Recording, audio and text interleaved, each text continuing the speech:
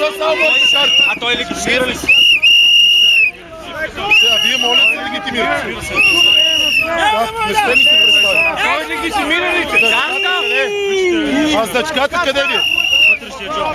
Покажете я, бе! Може ли да видим значката? Покажете картите, бе!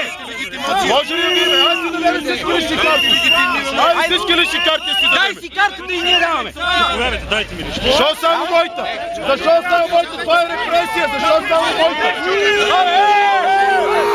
Господине полицая ви даде някакви разпореждания. Добре, ще дам, защо само моята? Ето, защо само моята? Ето е моята карта. Защо само моята карта? За съставяне на акт, защо само на мене? Всички искаме актове! Всички искаме актове! Дайте си картите, всички да ми пишат актове, ще ги обжалваме! Мафия! Мафия! Мафия! Мафия! Мафия! Ето е репресия! От една седмица викат ме в полицията, започнат ме, че ще ли да ми пишат актове, ако протестирам. На какво основание? Оня ден ни писаха на 4 човека, фишове, че пресичаме на пешеходна пътека. Забележете, на пешеходна пътека. На пешеходната пътека на 4 човека не писаха фишове.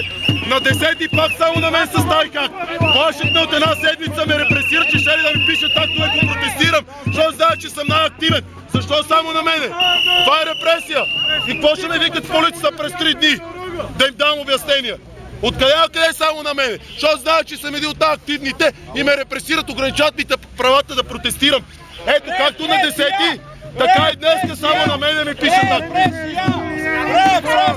Ще ли да ми пишат акта, ма само на мене? Защо само на мене?